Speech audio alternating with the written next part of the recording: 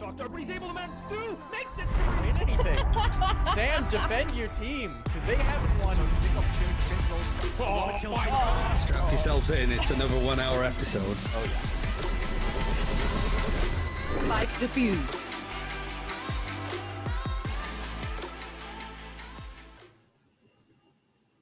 Hello, everybody, and welcome back to Press 4 to Defuse, your weekly spot for Valorant esports news and discussion. And there's a lot to talk about this week as we're diving into the Challengers main event. We got our teams from around the world figured out, and we'll be talking about our favorite regions, specifically North America, because Sam's not here. It's just two of us, just the NA boys on this app. NA on top. How are you feeling? NA on top now on the show as well. NA also on top here. So it's just, you know, we're thematic here. Yeah. We know what we want. We know what we like. We know what the people want. We know what you, the audience, want. Right. You want us to talk about North American Valorant because who cares about those other regions? No, we'll touch on EMEA as well. We'll talk about EMEA. We'll talk about some stuff as well, but really we are going to focus in on VCT NA for the most part. But there's some stuff to talk about that's happened in this last week, and let's hop into our Run It Back segment presented by Temple University. This is where we talk about the events of the last week, the happenings, and give our little kibitzing, a little commentary, a little things. First up, oh, I had forgotten about this. This was this week? Was this not last week? This was last week, Cody. I thought this was last week. This is already Hold happened. on. Now I gotta. Cody my broke brain it. discombobulated. Cody broke the show. But we can talk about it again. God be back to CS to coach because God be champion. Love that. Love that. Shout out. Shout out the Godfather. I don't have any new thoughts on that from last week, unfortunately. Now, you still don't know who he is. You Yeah, still don't know who Gobby is. You pleb. You pleb. No respect for history. Don't worry about it. But let's talk about this first one. Fnatic unveiled their new roster. Fearoth is now Enzo. He's no longer Fearoth. And Alphager. Still not quite sure on that one. Yeah, something like that. I have no idea how to pronounce it. But young what I do Turkish know, talent. Yeah, what I do know is that Alphager, or however you pronounce it, was actually like a pretty strong player on Surreal Esports. Surreal was a team that was in the promotion tournament, but just barely lost out to, I think it was Big in the lower bracket or something. So I'm actually pretty excited to see like these two new additions. Obviously, Fnatic needed some new blood on their roster. Fearoth, you know, we were already looking at him. We already expected Fearoth to come in, especially after the after Masters, right? So no surprises there. And we'll see how this turns out for him. I don't have too many thoughts on this, honestly. One thing the I found video's interesting- great though. The video was something. The video was something. I thought the way that Surreal described him in their goodbye tweet was interesting. They described him as like the diamond in our hand, or something along those lines. It was basically like they found a gem. And now he's moving on to the next step, which I think is I think it's actually a really, obviously, you know, Turkish organization or Turkish team. Like, I don't know whether there's different context or meaning to any of these phrases, but it's a nice way to describe like a talented young player who you found is sort of like, yeah, we mined this gem, and now we're sending it on to shine in a different context. I think that's really cool. But yeah, I mean, this team is an interesting one, right? Obviously, the decision with Brave was situational as opposed to necessarily a move that they made because of skill. So, and then Magnum's out as well. It is going to be an interesting shakeup for a team that frankly looked pretty dang good. But they're looking to obtain the next level, I guess. Yeah, I mean, I think what happened to Fnatic at Masters was unfortunate, but from the sounds of it over the tweets in the last month since Masters, they were looking to make a change anyways. So we'll see how it turns out for him. I think that Alphager is definitely impressive, right? And I'm actually somewhat excited for this. They're in a hard group. We'll get to talk about that later, but good luck to them. Yeah, we'll talk about the groups in a little bit. Moving on, Vitality also announced a new roster. We were wondering what Vitality's plans were since they just full cut their team. Well, it turns out they still do want a team. They're just going to have a very different team. Bone Cold coming over from Ascend. Bad EG, who was the super sub for that FPX team for a little bit. Hyber, Sender. There's a lot of names here. This is kind of one of those rosters. You know, we talk about these sorts of rosters in NA all the time. Yeah. The rosters of like a lot of really good players who have just fallen off the best teams. That kind of feels like what Vitality's doing, right? I mean, you know, Hibber, I'm not 100% sure because European pronunciations on things. Exactly, we are dumb Americans.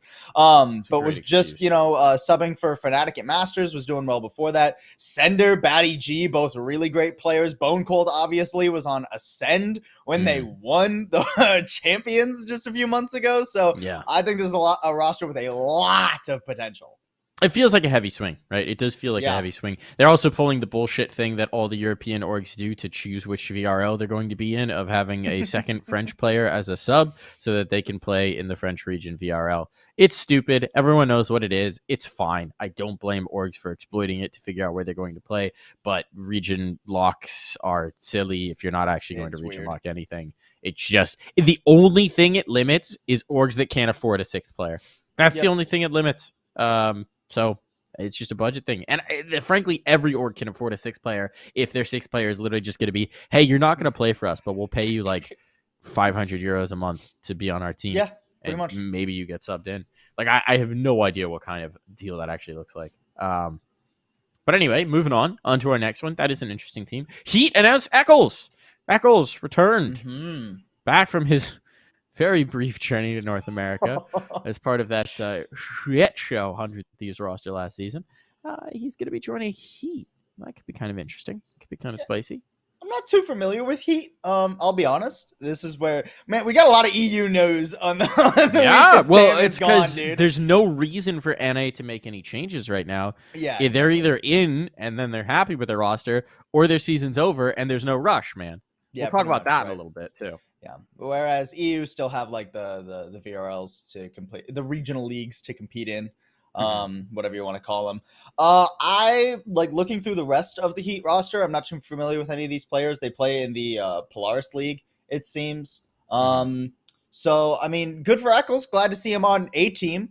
I definitely still feels like a thing where it was just maybe a team was what Eccles needed rather than just sitting in limbo for the next 4 to 6 months as nobody really makes changes in their roster. Yeah, this was the org that Batty G was on, but this is a very different Heat from the last time I looked at Heat. So this is basically a UK team with also a Norwegian and a Belgian player, it looks like. That's interesting. Moving on. Back into North America, here into our wheelhouse, Paul. Don't want to get you getting too uncomfortable. We got Raucus for Sentinels. Sentinels finally have a full-time coach, and it's Raucus. So that kind of makes sense. They wanted him after his trial stint. FaZe didn't reach an agreement with them. I guess either his contract ran out or they found an approachable number here after presumably the attempt to get Sean Garris fell through. We got Raucus back. You're an Overwatch guy. He's an Overwatch guy. How you feel about Coach Raucus full-time? I'm pretty excited about Coach Raucus full-time, actually. Raucus was always one of the most cerebral players in Overwatch, and I think he transferred that to Valorant really well. Didn't work out so much as a player. I'm excited for him to be a coach because I think he does exactly what Sentinels want out of a coach, which is adds a voice to the team, an outside perspective without taking the full reins away from Shazam or anything like that, right? Whether or not that's going to work remains to be seen, but this is exactly what they wanted out of a coach, other than maybe if they were going for Sean Garris, but that was only rumors, so who's to say? I think this is a great move. I think that if you watch Sentinels in the second open qualifier, there were already good moves after they take some of those timeouts compared to before when they would take a timeout and still kind of just flounder around. So I think this is the right direction. Yeah.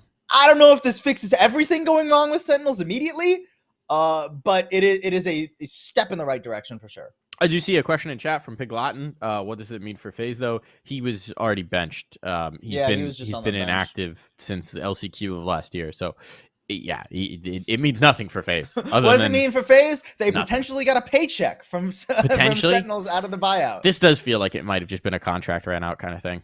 It's very possible. Especially since I don't know if FaZe posted anything about it.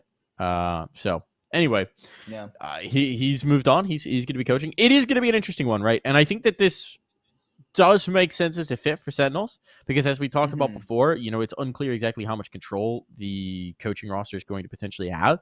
And Raucus knows the score, right? Like there's a complete understanding, presumably, between him, Shaz, and the rest of the team about how that coaching relationship is going to work, since he was coaching for them at Champs.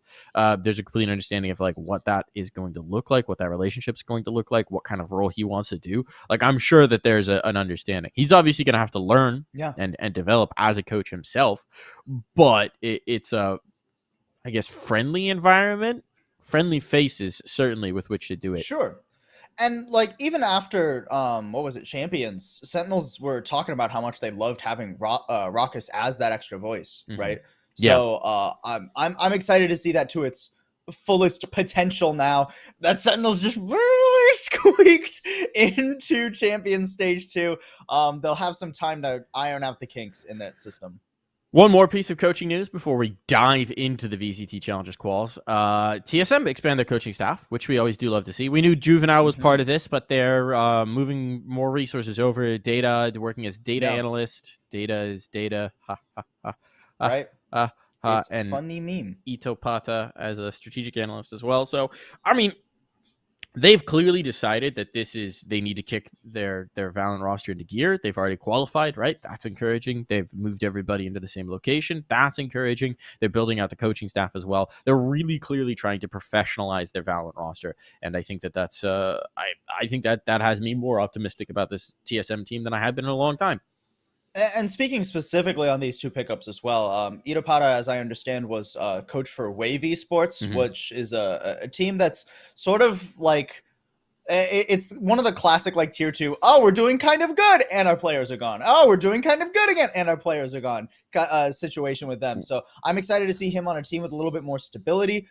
Data, as I understand, is like comes over from their R6 team actually, and was a data analyst for that team, which did very well, and I'm led to believe that Data is at least a good chunk of that. Not obviously the players are more so than anything, but the data analyst there, I'm excited. Although he's splitting his time, it seems, between Valorant and R6, so I'm not sure how much is going into each side right now. Well, I think that's easy to do with data analysis, right? Because you're setting up like models and that kind of thing and interpreting the numbers, which obviously you have to adjust your models and what factors you're looking for and what kind of information you're actually looking for between the two games. But once you have your working functioning models or your systems, or you know what to look for, presumably I'm sure it's still a huge time sink, but presumably it is viable to do that for two games concurrently. Because I know other teams, I know EG in particular, like has a data science division that works for all of their games, kind of thing. Right. It's an interesting one. It certainly is an interesting one. But just generally speaking, it's cool to see teams focusing. It's always good to see more support. Yeah, and I'm sure TSM would like us to be talking about this as opposed to any other news that's going on with TSM Blitz right now. Read the Washington Post. Anyways, moving on. Let's talk about VCT Challengers quals. We know our last four teams that have qualified through. It's 100 Thieves, Evil Geniuses, Ghost Gaming, and Sentinels. How do you feel about these four squads, Paul? Well, going down the line, 100 Thieves, I feel great about. Okay. I think 100 Thieves, they had a little bit of a struggle in the first qualifier, but they also had a pretty rough bracket. They had to play TSM twice, who looked actually pretty decent, surprisingly. And 100 Thieves in this bracket looked pretty dominant throughout it. They pretty much rolled over almost everybody. Well, some of the maps were close, obviously, but I think that 100 Thieves are on the right path, and I think that they are given like 2 weeks into VCT Stage 2. I think that they're going to be a pretty heavy hitter. I think this first week's going to be trouble, but like they're going to be very good. I'm like, it's no surprise that I'm liking the direction of 100 Thieves now that they've added like DDK and Sean Garris and stuff, right? Yeah. I mean, we were talking about it. I'm just going to go ahead and put the joke out here. But you were making the joke that when we saw the first round matchups, 100 Thieves played guard very early on. And after the guard 13-0'd them last season, they disbanded their roster and pulled the whole yeet changes. So you're saying, are they going to do that again? And I said, no. There's adults at the helm now. So there are adults at the helm of 100 Thieves now, thankfully. hopefully we've got a slightly longer term run here, longer term project. It certainly does seem that way. And the arrow is pointing up. Evil Geniuses, man. I'm impressed. Yeah. Make it through the upper bracket. Take some real victories as well. I mean, you could say the joke is they beat Ghost, who qualify. They beat Girl Kissers, who beat version 1. Obviously, that one's a less impressive name, perhaps, but we'll talk about the V1 game in a little bit. And they beat Knights, who were obviously in the last season of Challengers as well. Like, this is a legit run to qualify. How are you feeling about this EG roster? As much as I like to meme on EG, and as much as I would still like to meme on EG, I think that EG is looking better. I think the addition of Calm has really given them a direction in a lot of their like individual game, like in their mid rounds specifically, right? Yeah. I think we've talked to Calm before, and he says it's mostly like Boostio doing the calling for that team, but Calm like contributes to a degree. I think whatever that contribution is great. I think Calm specifically is looking really great and adds a lot of support to the players on Evil Geniuses, which is what they needed. EG has always been a lot of people who have cracked aim and just kind of flopped around the map some of the time. So I think Calm really helps a lot of the stronger EG players get to where they want to go, and I think EG are looking good. Good enough to make a dent in stage 2? That's maybe more of a question, but I think they definitely deserved to qualify. Yeah. No, I mean, they were in last season as well, but last season it was like, they got a fluke run. We looked at the bracket, it's like, they got a very lucky run. This time it's like, oh, no, they earned that shit. Like, they be real teams. They had a good run through. I don't think you can consider this a fluke run in the slightest. Also, I just have to say, EG basically bought our love. First signing Boostio for you. You're a Boostio stan. And then signing Calm for me and for all of us and for Cody. I know Cody's a big Calm fan. So they basically bought our love with this roster assembly. Like, if we were, if Press Forward or Defuse was building an NA roster, like, I think we probably would have made some of these moves as well. So, shout outs to whoever at Evil Geniuses listens to the pod. Dude, the number of times we talk about something on the pod and then it happens, some of it's just obvious shit. Like, some of it's really obvious shit where I'm not going to claim to have connected those dots. But there is occasionally sometimes where we specifically criticize something and then it just becomes reality immediately afterwards. And it does make me feel like the Illuminati. It's almost like we vaguely know what we're talking about. Sometimes. Caster, shut up, start game. That's usually how I go about it. There we go. Perfect. All right, so let's talk about the next one down. Ghost Gaming, obviously bringing in a proto was their big pickup coming into this season, and they make a run of it. They lose to Evil Geniuses in the upper. That's obviously first run hard. They have to do a whole run through the lower bracket. Beat Complexity, beat the New York Fuck You, beat BBG Academy, which by the way, where's BBG? But we'll talk about that. Beat BBG Academy, beat Knights. Qualify. Pretty good run too. Pretty baller lower bracket run. And it's good to see after a very mediocre run in the first qualifier, right? They might have had roster. Nope, that's their whole roster. So never mind. Their whole roster was in for the first qualifier, and they flubbed out in round of I think it was round of 32, and then lower bracket 1, which was rough against teams that you would like expect them to beat as well. Like, they lost to Team Basilisk. And then Dark Zero. So I was excited to see them perform much better in the second qualifier because I know a lot of people had Ghost as sort of like a dark horse potential qualifier going into this stage of VCT, right? They'd been performing pretty well in a lot of like the tier 2 third-party tournaments, right? I think it was a recent Knights tournament where they actually like slapped through everybody like TSMs and 100 Thieves or something, and actually like won the whole thing. So Ghost was supposed to perform pretty well, didn't show up at all in the first qualifier, and then they make this run. This is all right. This is pure Twitch chat. Ace of Rainbow says they flubbed out because their Airbnb got robbed the night before, and they were all up until 9 a.m. I did not know that. I did not know that. Put it on Twitter. That makes a bit more sense. Let me go find Johnny's Twitter. Well, if that's the case, then that's definitely forgivable. So it's good to see them not get robbed. Dude, how did I this miss time that? around. How the fuck did I miss that? Oh, Yeah, that's I we didn't should have see talked that about it on the pod. anywhere. Ah! That's crazy. All right, I'm following Qualinoob. I wasn't before. Oh, that would do it. That's I my think mistake. I'm following Qualinoob. I'm like almost positive I'm following Qualinoob. I totally am. It just didn't show up on my Twitter algorithm. Fix your shit. I need to see that next time. Damn, that's wild. But anyways, it's good to see Ghost qualify because they've been doing really well in some third-party tournaments, and now I'm excited to see how they handle VCT. That's nuts. I'm not seeing it. We'll go try and find it some other time. For now, we're It'd be a literally couple taking it weeks from back. some random person in Twitch chat. No offense, Ace of Rainbows. Maybe you were the most expert person ever. But we're just going to take your word for it and move on. Either way, they make it through. All's well that ends well. Ghost Gaming make it through. My boy, Alex Protopapas, rocking it out Yes. in Challengers. Love a Proto. Big fan. Sentinels, meanwhile. Oh, wait. Cody's looking for the link to the tweet, but I can't find it, so we'll find it later. And then Sentinels, last team in. We've already talked about Sentinels a good chunk here, but make the lower bracket run. They give credit towards Raucus. Obviously, the timeout's starting to come into effect. It seems like it's good that they finally have a coach in. Maybe he can get their heads right because the talent's obviously there. Like, the talent is there. Kempeki looks good as a new addition. Do we think that this is going to be a Sentinels team that, despite technically being, I think, like the 4th seed qualifying in from this, is going to be able to find that form?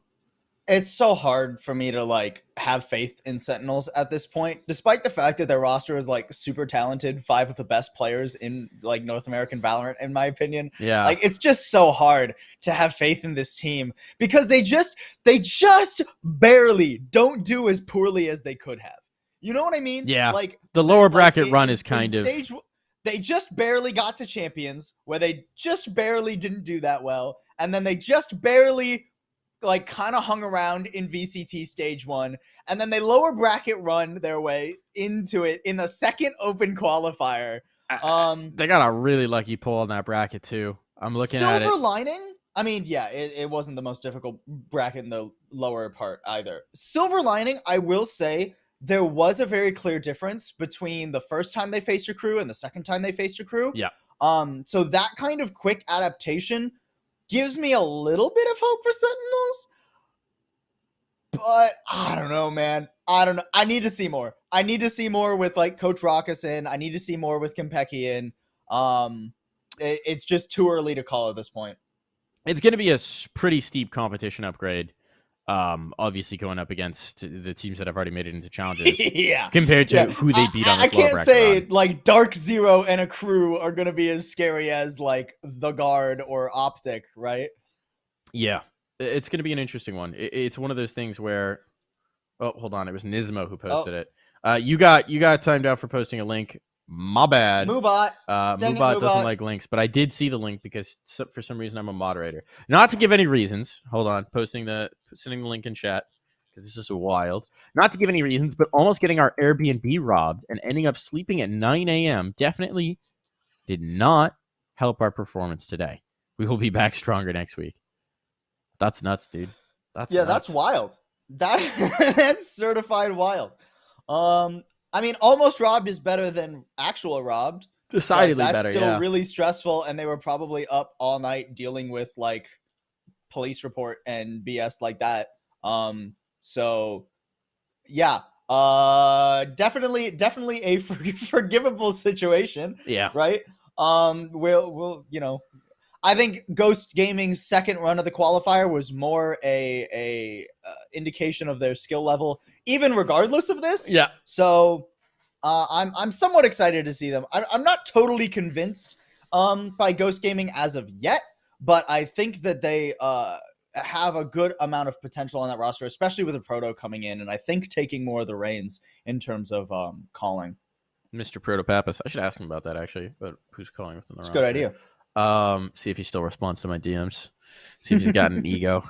Is it Mustache Alex or non-Mustache Alex? That's always the question. No idea. Yeah, all right, so these are our 4 qualified teams. Hopping back into my outline to figure out where we're actually at here. Let's talk about the misses. Let's talk about the big misses here. Sure. Version 1, holy shit. Lose to Girl Kissers and Complexity. As much as I like Complexity, I love my boy AGM.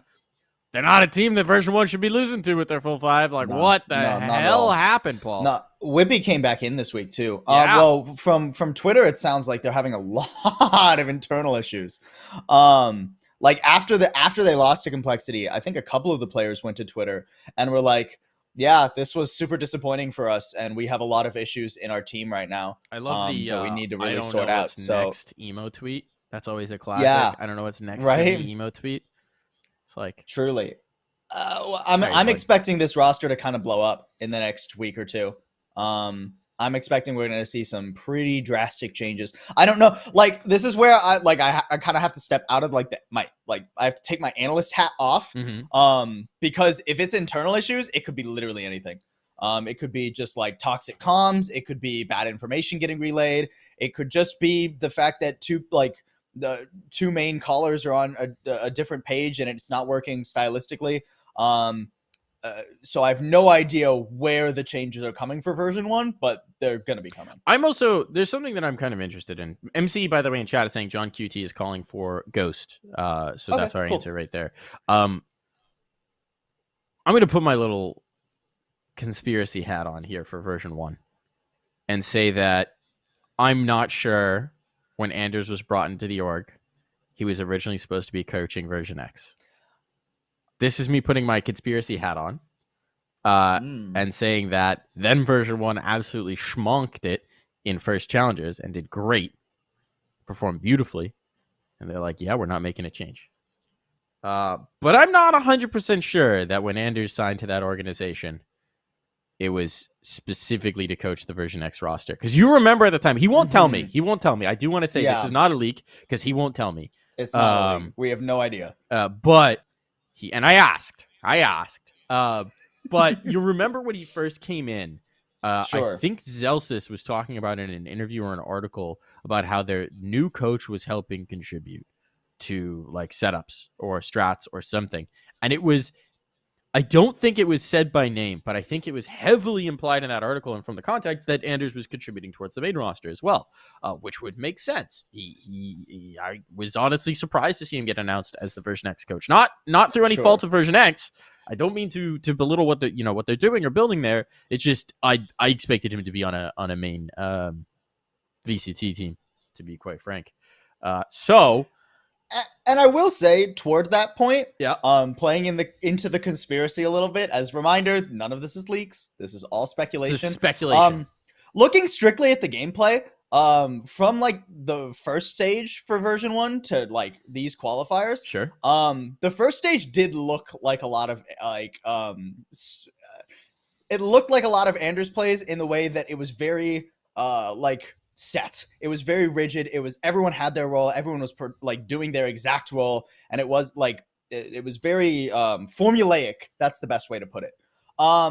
I can't say the same about their play this weekend in particular. I was willing to kind of write it off the weekend before on the first qualifier because they had like Wardell in, and I wasn't sure how quickly they could like integrate him into a lot of that stuff. But I will say it was definitely less formulaic from version 1 in these last couple of weeks. So that is an interesting point that you bring up, and there are some gameplay things that I think fit there, but I also don't know if that's like that all of what's going on with version 1. It sounds like there was a lot of like heads butting behind the scenes, and regardless of anything that may or may not have happened coaching wise, something needs to get sorted out with the roster. I'll just say I would not be surprised to see a coaching change come through there and Anders become the coach of the main roster. That's pure speculation. Again, I don't actually know that. This is pure speculation. I want to clarify that because obviously Anders has been on the show a bunch, so I don't want to throw him under the bus and anyone to think this is actually information or leaks. This is purely me just putting on my tinfoil hat and speculating. Moving on, because that really does suck for version 1. And like they don't know whether their season's just over or whether they're in LCQ. I mean, version 1 was the team who was supposed to make it, right? Yeah. Like going into last weekend, version 1, I'm pretty sure I said on the show, like, They're there's no way version 1 doesn't There's no qualify. way they miss. Yeah. With right? Whippy back in, you're like, we even 100%. had the bracket at that point. I saw like, EG and and it's who they lost to, like, man. They should just run through this. It shouldn't be an issue. And it was a massive issue more than once. Losing to an unsigned Girl Kissers in the first round A Girl Kissers team, by the way, who then didn't beat anyone. Did they beat anyone? They No, lost I think to they EG, straight up lost from there. and they lost to SOAR, right? So you're the only team they beat, an unsigned roster, the only team they beat, and then you go down to the lower and you lose to Complexity. Yeah, it's rough. It's real rough. Wait, am I looking at the wrong bracket right now? No, you're looking at the right one. Yeah, no, you're looking at the right one. Pretty sure. Where's Girl Kissers? There they are. Yeah, they lost to SOAR. Oof. They immediately lost to SOAR in the lower bracket. So yeah. Yeah, not a good run. Not a good run for version 1. Not a good round for version 1 at all. So yeah, it'll be really interesting to see what they do, where they go from here, what they even look like at this point, what kind of changes come through. Like MC saying in chat that if Immy goes, he thinks that team implodes. If he's been there since the beginning of this roster. Yeah, I mean that is very true. Been a key piece. I mean, clearly he and Zelsis are a bit of a unit in that regard. So. Well, and this is where we get to kind of see how the version 1 management handles something like this, right? Because like I think version 1 have had they've had some very high highs as an organization in Valorant and some very low lows with not qualifying. Right? Yeah, I mean, I'd say they've been pretty consistent since. Obviously, there was the rocky bit after Vanity leaves, and they're readjusting, figuring things out, and then Zelsis gets banned. There was and a rocky bit stuff. after Vanity leaves, and now there's this rocky bit, right? Yep. Over what, a year and a half of Valorant? That's a decent amount of rockiness, I would say. Yeah. Right. They've been good since obviously they had a lot of success last season. They've been good since they brought in Xander. It's looked good, but it'll be interesting. And my thing is, version 1 rebuilt themselves very successfully after losing Vanity, right? So I am wondering how much they are going to try and pivot away from this roster that has had success before, that can actually work together. We've seen them perform very well. Or if they just make a coaching change, like you said, bring in maybe a little bit of a stronger voice on the back end for support, and try to keep the majority of this roster together. Yeah, that'll be the interesting one to see. Moving on, because we will move on, because there's only so much we can beat up on this particular punching bag right now. Oh, it's moving on. Cody, you've moved on too far. We still got other teams to talk about here. The NYFU, BBG, we're going to talk about the fact that team seasons are done, right? Basically, there are teams that are there are signed orgs with real financial backing who have no chance to make an impression in VCT again this season. Gen G, shit out again. Like, I know you were laughing when I was like, they have to do something. They don't do something. This team just hasn't done anything in so long, man. Oh, jeez. Oh, man. Yeah, I mean, it is a legitimately difficult situation, especially for like the players on Gen G, right? Because now you have, like, as a player, I think it's really rough right now to be on one of these actual orgs that are signed. Like, you are in a contract with somebody like Gen G, at least to some degree. Yeah, right? I mean, I would rather collect a contract, a paycheck while I'm not playing in VCT events than not collect a paycheck while I'm not playing in VCT events. I think being signed is a much cushier gig than not. In the binary of do I get money and do I not get money, I'm gonna take the get money. I more mean in like the you're in limbo kind of state, right? Because you have no idea what's next. If you're not signed to a team, you do what you keep doing, right? Like Girl Kissers are gonna keep doing what they were doing, which is playing in whatever tournaments they can get their hands on, and seeing how they do, and hopefully make a big name for themselves and get signed elsewhere, yada, yada, yada. But like NYFU, Gen G. T1. I forgot about T1. T1, we didn't even think about T1 because they flamed out so hard, They're so bad in the bracket. I didn't even think about them. Yeah, I mean, it's an interesting time to be a player right now because there's so little Riot officials in the near future. Yep. It's a weird place to be in. It's a weird place to be in. Yeah, also, shout out to BBG Academy, because it's not actual BBG. I mean, who knows where actual BBG is right now? It's just BBG Academy. Shout out. I mean, honestly, they're performing pretty well. For being an academy team. Give them the main roster. Gambit youngsters them. Make them the main roster. Truly. Swap it on over. Yeah,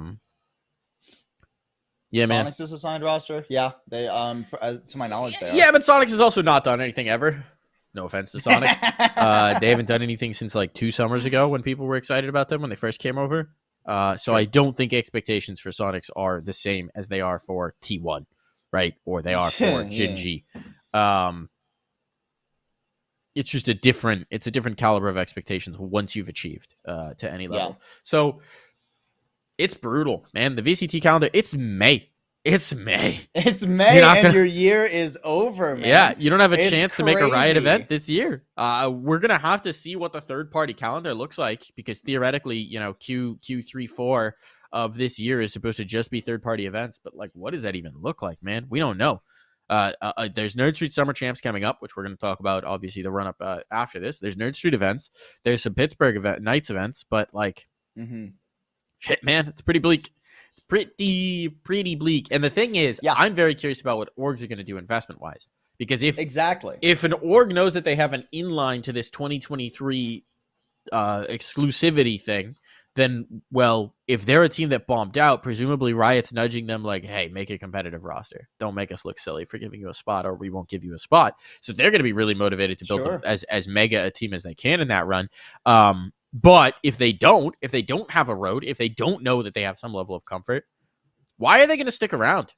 Are they going to stick around? Are we going to see a bunch of teams just wholesale dropped and orgs go, we are reevaluating our approach to Valorant, and then they just disappear like Dignitas? I mean, it really just depends on like the org and how quickly they need to look at their bottom line, right? Can you afford to like have a bunch of players sit on the bench and just collect paychecks while playing in like a tier 2 tournament every now and again for the next 6 months? Or do you want to blow your roster up now and spend the next 6 months restructuring, reinvesting, looking at a ton of new players and potentially making a competitive roster for that 2023 like pseudo franchising thing? It's rough across the board. So what about last chance qualifier? I see Jerry lady asking about that. We don't know exactly what that's going to look like, I don't think. If it looks anything like last year's, it's all based on points you got in the VCT cycle. It will be. I mean, I'm sure it will be, right? Exactly. But here's the thing. So teams that don't qualify don't get any points. Yeah. And NA last chance will put one team through to the Riot event. I think last year it was 10 teams. I want to say, I'm just pulling this out of my ass. I don't have the format right up. Pretty sure. That sounds right. So I can see it being somewhere between 10 and 12 teams, 16 teams if they're feeling real aggressive with the format. But 16. I mean, 16 would like at least dip down into the qualifier teams, right? But then like you don't know that right now either way, right? Like even if that ends up being something that we're talking about 4 months from now, you don't know that as a tier 2 org right now, presumably, unless Riot has like, you know, stepped behind the scenes and said, hey, you got 4 months to get your shit together. Matt, all right. Matt in chat is saying 8 NA 2 AUS. I thought the 2 AUS players were being moved over to the Asian region. I thought those slots were going to Asia now. I know that's what it was last time. Is that still the case? Do you know if they're in this cycle and it's being swapped over for 2023? That's what it was last year. Okay. Yeah. No, I think the 2 AUS slots are going to be part of the APAC, whatever that is, Oceania circuit, as opposed to NA now, because that makes way more sense and always did. But I would guess 10, right? There's only supposed to be 10 teams in the Riot. Well, no, we don't actually know. It might be as small as 8, man. It could be. Straight up might be as small as 8. It could be. Right? And if that's the case, and you're not a qualified team, right? If assuming that basically any of the teams that attend a Masters are going to have enough circuit points to make it, right? That's, I think, a pretty safe assumption. At the very least. Based on the way it works. That if you traveled internationally, since we're not putting that many teams internationally, you are either going to be qualified to champs or you are going to be qualified to the LCQ.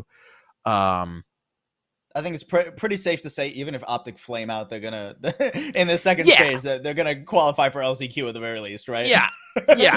Yeah. And you know, likewise for the guard. But Actually, did Optic just get a straight up champions qualification? I forget if I think Masters they 1 do. gets I think they a do. champions I qual think they or both not. do, since there's only 2 at this point. That makes sense. It would make a lot of sense. It'd be really dumb not to.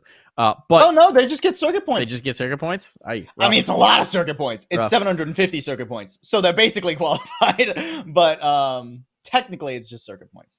So it's brutal. It's brutal. It is really tough. If there's going to be 8 teams that make it, or if it's 10 teams that make it, still, like, if you haven't made challengers, you haven't gotten a chance to get real VCT circuit points, you're done.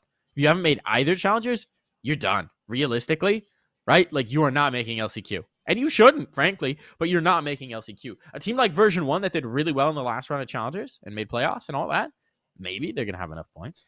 But they don't know. They don't know what the cutout is. They don't know. And the thing is, last time, Riot weighted the later challengers heavier than they did the first one. So are they going to do that this time? Probably.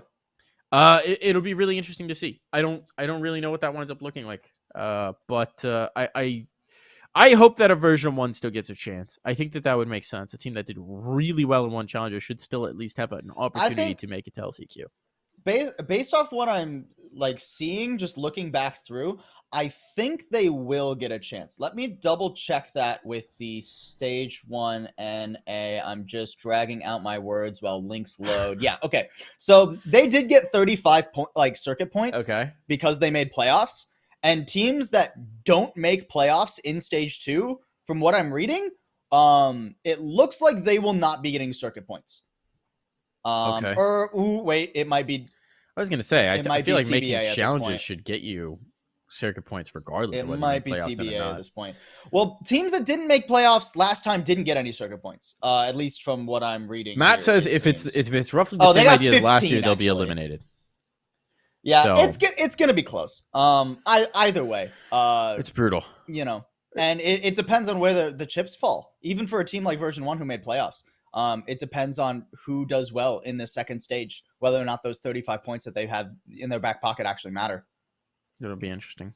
It's pretty brutal though. It's a really rough system for an organization like version 1, or for the Knights, who also made playoffs last season. Moving on here. Also true. We'll leave that until we have a little bit more clarity. I'm sure we'll come back to the topic at some point in the future. But let's talk about VCT Challengers NA preview. There we go. Cody wanted to talk about this. Now we're diving in. He got a little overeager. We just got our made him groups. wait 15 minutes. Yeah, we got our groups here. Group A, The Guard, XSET, NRG, TSM, 100 Thieves, and Ghost Gaming. Group B, Optic Gaming, Cloud9, FaZe Clan, Illuminosity, The Evil Geniuses, and Sentinels. So, Yeah. here's my question, Paul. Which group do you think is more stacked? It's hard. It's hard to actually say that. I actually think that these groups are somewhat even.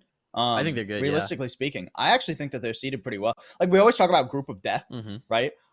That's everyone's favorite phrase to throw around you like a whenever group of any esports tournament is turned into groups, right? Yep. The group of death, which one's the hardest one? I actually think these are pretty even, right? Because you look at these, and I think that there are 3 very clear categories in both groups. I think you have the category of these are definitely the best 2 teams. Then you have the category of these 2 teams can really contend, and you have the category of these 2 teams have an outside chance. And honestly, I wouldn't be surprised if they did really well, but I don't have enough faith in them as of yet, right? You can straight up just break it down, going down the lineup as they're seated pretty much right there. I think Group B is a group of death. I don't think it's a group of Group B? death. Like, I agree with you that I don't I think think these... it is. I think it is group of death simply because outside of what we expect from Optic, most of those teams are at least closer together. I mean, I think Optic, Cloud9 are still really deadly, and I think Luminosity as well I rate pretty highly. In that I think they're gonna fuck some shit up. And then I think that obviously Sentinels is kind of like the sleeping tiger type of situation. Where you're like, is this going to be Sentinels as they should be, or is this going to be Sentinels as they have been recently? And now that they've got Raucus locked in, now that they're theoretically approaching some of their problems with an eye towards resolution, it's going to be interesting. MC, NRG, and 100 Thieves, top teams in Group A. Yeah, but MC will always big up other teams and big down his own team to try and lower expectations. That is you guys made the Masters. You can't do that anymore, Matt. We have to big up you and assume that you're going to dominate everything. I will say for guard, I think it is reasonable to move away, or not move away, but start to shift off like the miraculous rookies narrative a little bit. Oh yeah, they like, have expectations now. It's still a really young roster. Yeah. But like the card is finished. honeymoon period. Card is finished. My own team is dead. No problem here. No problem. Sure, MCE. Sure. I do think that they have a lot to prove. That it wasn't just a miraculous rookie run, right? Matt, you just have to just renew your vows. Then you get second honeymoon period. Easy. It's genius. Easy. Genius, that's the meta. truly. That's a strat. All right. Yes. Just not a miraculous run. Yeah, not a honeymoon period. They have a lot to prove now, right? So I think a little bit more expectation will weigh upon the guard's shoulders this run. Mm-hmm. Kind of same for like a team like Xset, who has been really solidly toward the top of NA for quite a bit, but hasn't really pushed toward, hey, we are the best as of yet. Yeah. There's a few ones that are really interesting to me, right? Obviously, NRG, I think is a pretty spicy one right now with the Ethan edition. Obviously, they look phenomenal in qualifying, but it's a very small sample size, so this will give us a much larger sample size to really judge that. And that's how I felt about NRG the first time through qualifiers this year too, right? Yeah. NRG blasted their way through that first open qualifier way back in January, and I was like, oh my God, NRG looks so good. Yeah. And then they just barely lost every single series that they had except one against like, I think it was Knights or Rise or something, and ended up going like 1-4. Yeah. Also, like looking at the Group A again, TSM, I just can't get out of my TSM hater mindset yet. I'm not there yet. It's really hard they're right? bringing me around. They're bringing me around, but I didn't like the changes when they first announced them, and even though the results were then good, there's still part of my brain that's like, nah. And it may just be literally like cognitive dissonance of me not wanting to change my track. So I'm trying not to judge them too harshly. I think 100 Thieves, we're very optimistic about their trajectory, but as you said before, it's early, and we're going to have to see, whether it's going to be kind of thing where they come out the gate swinging or whether they need some more time in the season. And then Ghost Gaming, Alex Protopopus about to, destroy all of Group A. Easy. Sure. Yeah. Easy. Surely. A proto all the way. Definitely what's about to happen. Group B, yeah, I think Group B's tough. FaZe Clan is a bit of a question mark to me. I think FaZe, the biggest question mark I have for FaZe is how well their style translates to teams that will be prepping specifically against them, right? Because FaZe Clan, I think I don't want to say it's easy for them to look good in the open qualifiers, but I think it's easier to, because they're a team that, like, it's still, like, as much as this roster changes, it doesn't really change. It's still, like, Baby Bay running at everybody and the rest of his team keeping up with him, right? So I am worried for FaZe in the sense where there are going to be teams that are very clearly counter-stratting them in VCT actual stage, right? Whereas you don't get necessarily the same opportunity to do that in an open qualifier. You don't know who you're, like, until the weekend of, you have no idea who you might even play, much less how the bracket actually shakes out. So it's not very easy to counter-strat a lot of the time. But C9, Optic, Luminosity even, these guys are going to look at FaZe and go, all right, cool. So they're going to run at us. How do we stop them from running at us? And actually have strategies prepared. And I think this is where FaZe need to show us that it's not just, the meme of like, we're Smeagol on them, right? Yeah. Kind of an old meme, but it checks out for FaZe at least. They need to actually prove that they can contend. I'm going to move us on a little bit because otherwise we're going to get stuck in the weeds here talking about teams. Sure, let's talk about the playoff format because it's kind of wonky. Riot, I think, has tried to address the issue that they had last season where the last few games of the groups didn't matter or did matter, but they were groups and seeding didn't seem to be that important and there seemed to be some incentive for throwing. We actually talked about that quite a bit last season where we're like, you got to be careful not to put teams in a position where they want to lose a game. That's not going to be an issue this time because... Holy shit, seeding matters so much. It's four teams from each group are going to advance, which you're taking 4 out of 6. It's the majority of the teams advancing again.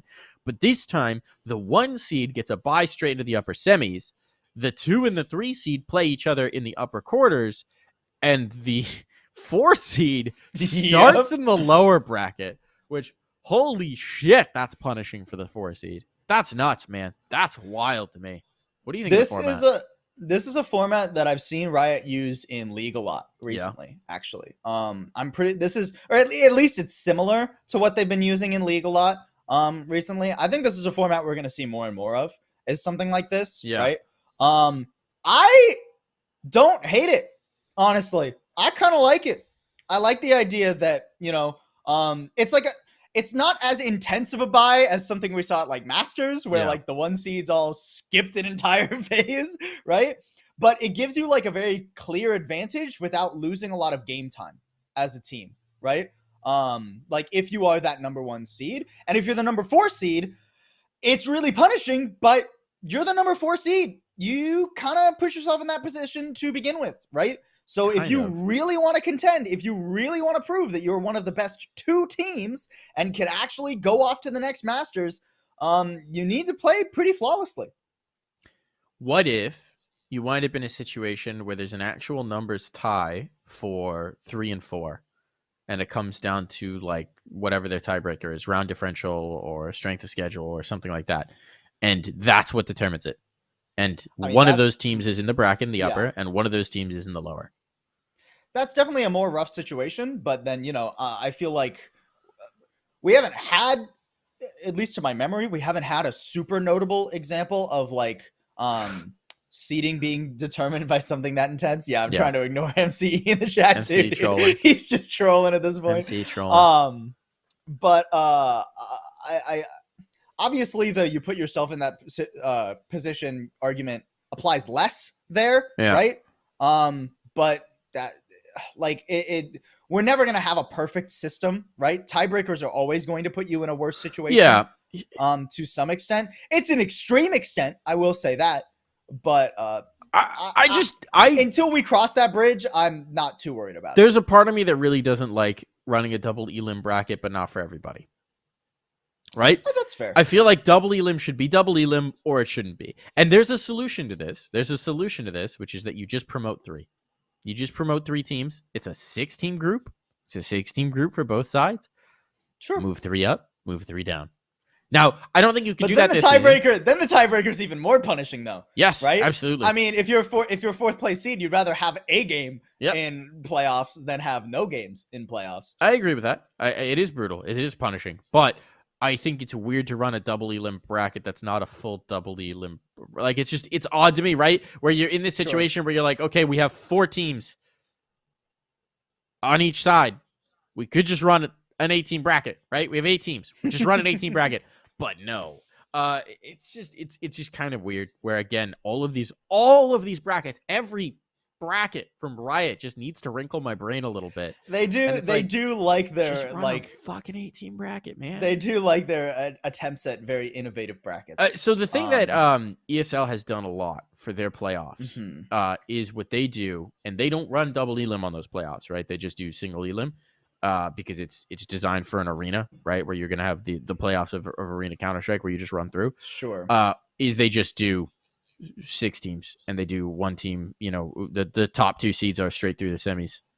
But it's tricky to do with double elim because then you're just very likely to get a rematch as your first lower bracket matchup, which is kind of formats are hard, man. Formats are hard. I feel like that's why I'm not a tournament organizer. Yeah, I feel like you just run an 18 bracket here. I don't want to deal with it. I feel like being the 1 seed against the other group's 4 seed is just enough of an incentive. I don't think you need to reinvent the wheel like this. But admittedly, I did critique I didn't critique the format last time, though. I was just annoyed by the scheduling that set it up so that they had potential conflicts of interest. It's always something. Look, man. I get it. As a TO, it's hard to be perfect. It is very hard to find the perfect system. There's always going to be flaws. There's always trade-offs. We'll move on here. Because I can rant about formats forever. Let's take a look at the week 1 matches, just to get an idea of what we got going here. We already talked about the fact that the guard 100 Thieves is opening things up, and we'll see if 100 Thieves cut their whole roster. What a first match, dude! What a first match! It's a great one. It's a great one. That's so funny, dude. That's so funny. Matt, you gonna kill another roster of all of last season? You gonna get Stellar deported this time? Who's gonna get deported this time? No. Go join. They're just gonna have to.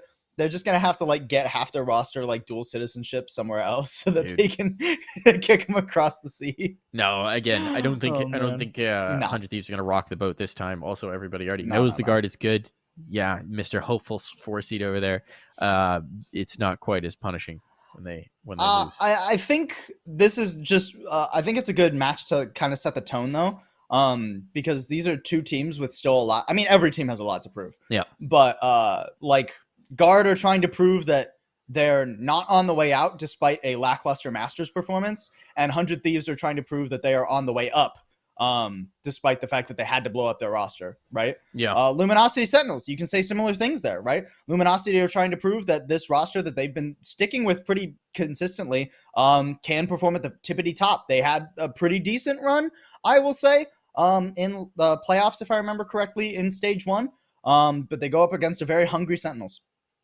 Yeah, I think that's kind of a prove it game for both sides, right? Sentinels obviously proving that they're not just a fading star at this point, and Luminosity, it's even if they are a faded Sentinels, it is still a big scalp to take, right? It's still the biggest, realistically, biggest name brand team in Val right now. Maybe TSM, you can argue. So it's a big scalp to take for Luminosity to really put themselves on the minds and hearts of the Valorant community, the Valorant audience. Then we got Optic versus FaZe Clan. Bro, that game's gonna be wild. That game's gonna be wild, Rough dude. pull for FaZe, especially, it's gonna be really funny, especially if we get to a Neon map, right? Like if you go to Fracture or you go to Haven or somewhere where Optic have been playing Neon, it's gonna be so funny to just watch Optic and FaZe run at each other. Yeah, like that's all that game is going to be. Admittedly, I think Optic, the way they run at enemy teams with Neon is maybe a little bit more calculated than the way FaZe does it, just sending Baby Bay in at Wild. But that is going to be a very fast paced game. Yeah, it will be. Xset versus Ghost, spicy, not spicy. Do you think that's pretty stacked for Xset? I think it shouldn't be spicy. Yeah, but there is room for it to be. You know what I mean? Beautiful thing about a new season. Everything could be spicy. Yeah, exactly. Everything can be. I think that there is a lot more onus on Xset to perform well. I think they should be performing well.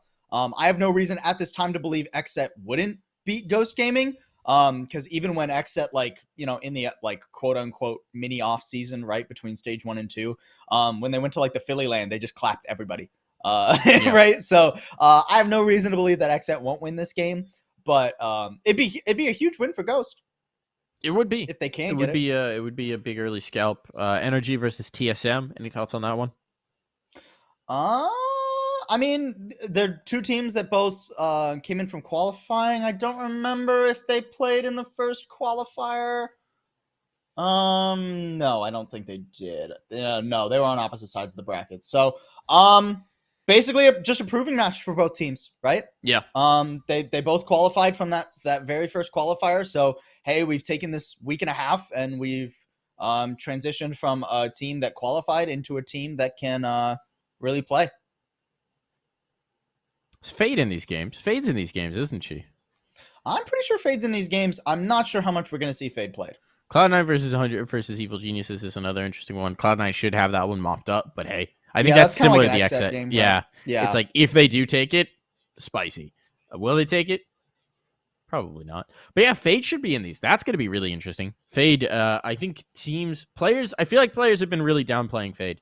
But I also feel like players do that with every new agent. Every new agent. Every new agent it's revealed. Everybody goes, what? This agent's going to be crazy. The agent drops and then they go, oh, this agent sucks. And then anywhere between a week and 2 months goes by and people figure out how to play the agent. Meta. Yeah. Exactly. Yeah, I feel like Fade's going to work. I don't know. I think there are some places where Fade can work really well. You just have to actually go nerd out like a Sova player should, right? And do your lineups homework and do your timing homework. Ace of Rainbows to get everything coordinated. Really filthy pun in the chat that I like. I really hope we see Fade plan at some point. Kudos. It's an awful joke. I love it. Yeah. It'll be interesting to see how much Fade gets integrated and who the early adopters are, because that's always fun. That's always the question, right? Who's the first team to make Fade work? Yeah. Because we'll probably see Fade a couple of times before she actually works, right? It's like Neon. I remember when Optic brought Neon out the first time in February. It looked awful. It looked straight up trash. And then they kept on it. They didn't just immediately drop Neon, and suddenly that's like the cornerstone of a lot of their compositions. Yeah, we'll have to see. All right, so gut check. Gut check. Tell me. Gut check. 4 teams from each group make it through playoffs. Who's making it from each group? We can actually, Cody, if we can go back to the groups on this one to visualize it, that's probably the best way to do this. Gut check. Who's making it out? Gotta check who's making it out. All right, so Group A, guard, XET, definites. Then it's like a 3-way between 100 Thieves, TSM, and NRG. So I'm gonna say NRG and 100 Thieves. Okay. I'm gonna stay down. I'm gonna stay down on TSM for now. Yeah, we're haters. We're certified haters. We're members of the Player Haters Club. We do enjoy trolling. The guard XET because I'm boring. And I'm gonna go Ghost 100 Thieves. I'm gonna go Ghost 100 Thieves for a little spice. Maybe Ghost NRG. I'm going Ghost NRG. I changed my mind. NRG. I changed my mind. Ethan gets his I think revenge that's even arc more interesting. on 100 Thieves. TSM and 100 Thieves get left out in the cold. Nate Shot posts a sad video, but it's also I think 100 Thieves will look fine and look like they're improving, but I don't know that I'm ready for them to actually make it out to be spicy yet. Yeah, that's my hot take. I think that's fair. Group B, it's so hard to pick against the top seeds. It's so hard to pick against the top seeds, dude. Like Optic. Yeah. Like they just won Masters, probably, right? I will say. Yeah. I mean, you can't doubt Vanity. I'm gonna say Luminosity. Okay. You gonna Hopium pick Evil Geniuses? The next 3. I know what you want to. Man. I know you want to Hopium pick EG. Well, any one of those is a Hopium pick to a degree, right? Like EG, Sentinels, or FaZe, right? I'm deciding who I want more Hopium for because I actually I like the rosters on those teams. I can't say EG. I'm gonna say Sentinels. Dude, that 4th seed does seem like it's so up in the air. That 4th seed's competitive. It's brutal, dude. I mean, 3rd to a degree, right? I think there's room for Luminosity to lose out. I think they look really good and they should be qualifying. On Luminosity, I think there's a chance for Luminosity to take the 2 seed. Yeah, you are pretty high on them. I'm very bullish on LG. I'm very bullish on that team. All right, so mine will be Optic, Cloud9, LG. I'll even say Optic, LG, Cloud9 for my spice. Man, I don't know, man. It's tough. Like Evil Geniuses has just burned me so many times before, but I'm also such a calm all fanboy. These teams, all 3 of those teams. Yeah, it's like, oh, they're looking better, but they've flamed out of this position before.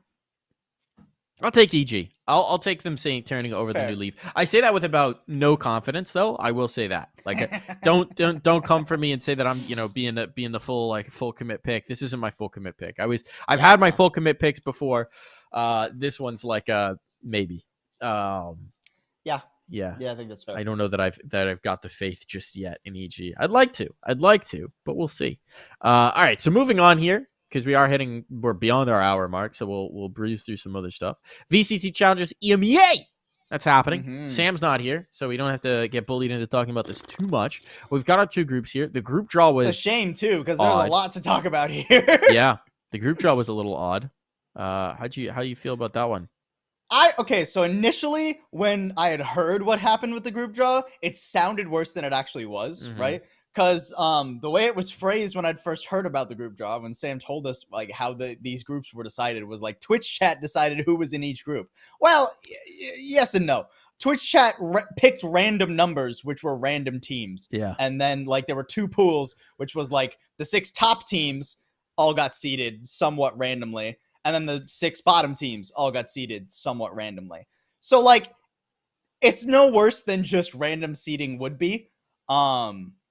But we do end up with a very, very, very nasty looking Group A. It's pretty dumb, yeah. You're like, oh yeah, here's our 3 teams that qualified. I just don't know why we're seeding randomly. And we've got Ascend. They involved in the first place. They won the first ever champions. They should also be in there with all 3 groups that qualified too. And then poor OG, London United, and poor Focus are like, oh yeah, we're gonna be in challengers. Let's look at our group. And just sprint out of the room. Just oh god! And meanwhile, on Like, the other head to side, the it's like, bomb yeah, shelter, who's man. our top seed? Guild. What? What? Did Sam make this seeding? Like, what? Well, so to be fair, the top 3 in each group are all seeded kind of equally. Yeah, right? that's like dumb. G2 Fnatic, Fun plus Phoenix, Stupid. and then Guild, TL, and M3C. Mech. They yeah, Mech. They were all like in that first pool, It's a stupid and then way they to just do got it. picked randomly and like Group A, Group B, Group A, Group B. Right? This is a TO who But didn't damn. want to get shouted at for seeding. This is a TO We're who was gonna like, shout at the TO. let's for seeding. leave This it is out worse. for random instead This of is making worse. one person do it. Dude, it's just Yeah. dumb. It's just silly. This sucks. Here's the thing, right? You're going to wind up with somebody who you really want to make it through into playoffs, not making it through into playoffs because of this.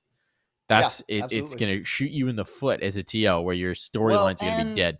Well, so hold on, because I don't remember off the top of my head. It's only 3 teams Only make it out of each Only group. 3 make it out of each group. So- So you are guaranteed one of G2, Fnatic, FPX, and Ascend not making it to playoffs. Yep. And then in Group B, you are guaranteed. It's silly. It's going to look really silly. Somebody silly is gonna come qualify from Group B over somebody not silly from Group A. Also, here's my question. Do we have any expectation that FPX or Mech are going to actually be able to attend Masters if they make it? As far as I'm aware, the situation's not getting too much better in that part of the world. Nope. Thankfully, we have till the end of June to get that sorted. But I have no idea. I have tough one. Absolutely no idea. I am not a geopolitical expert. I am not a visa specialist. The fact that Whippy was able to get an NA visa seemingly without too much issue gives me a little bit of hope.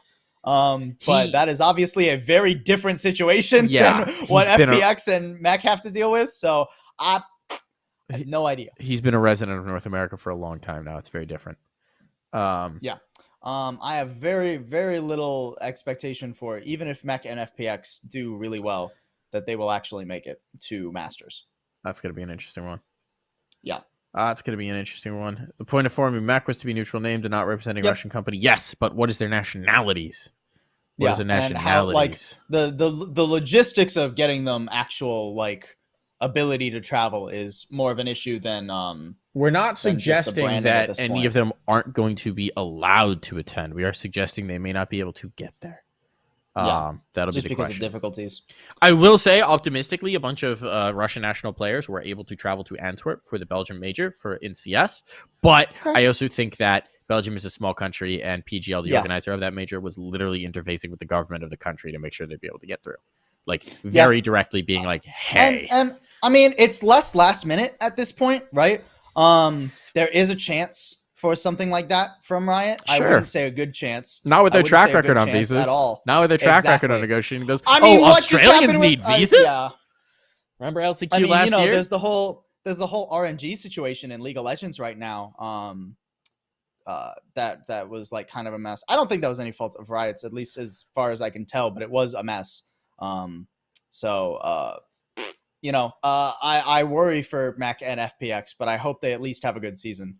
I hope we at least get to the point where we are worried about that for them. You know what I mean? Yeah. Because these are 2 of the best teams in EMEA. I would rather them perform really well this season and have to worry about that later than them flame out. Well, and realistically for FPX as well, that might be enough, right? Getting the qualification, getting the circuit points again to get you at least LCQ. Yeah. Because the last time they got the minimum amount of circuit points, it's not great, but it's still something. Give you a chance at LCQ. That could be very true. Excuse me. All right, give me your gut check. Who's going to make it out? Gut check 3. Gut check. G2 Fnatic. G2 Fnatic and FPX. Yeah, I mean, why wouldn't I? Literally in both these groups. I think. Look, as scary as Ascend are, I'm still not convinced by the way they've restructured their roster, just because of how many difficulties they were having. Obviously, 5 very talented players. CNED, one of, if not the best player in the world, right? Mm-hmm. But I still have a lot of questions about how that roster functions just internally. So I don't necessarily have faith in them making it out of groups as of yet. I think G2 had a pretty decent performance at Masters outside of some very egregious issues that I think were maybe more stage nerves or something. I think Fnatic still a really great team. I think FPX still a really great team. There's no reason for it not to be at least Fnatic and FPX. Like maybe you can argue G2 versus Ascend, depending on how well Ascend hits the ground running. But Fnatic and FPX should be making it out for sure. All right, I'll go a little more spicy, just for the fun of it. I'm going to say G2. I'm going to say FPX. Then I'm going to say OG. I'm going to say Fnatic's changes don't go as well as they were hoping. They miss the people that they've lost. And it takes them a while to bring their new young star up to speed. And it doesn't happen in time for this one. And I'm going to go for the Lithuania, the good old Lithuanian squad to be a complete surprise run. Is that a Yeet pick? Yes. Yes, it is a Yeet pick. But you know what? Sometimes you got to go for a Yeet pick to make the pot a little interesting instead of just picking the top 3 on the group. All right. Group B. Guild, Liquid, Mech, Na'Vi, BBL Esports, Big. A little spicier, huh? Who's on Navi's roster? No. Less spicy. Less spicy. What's not spicy about this Na'Vi team? They've been good. They have been good.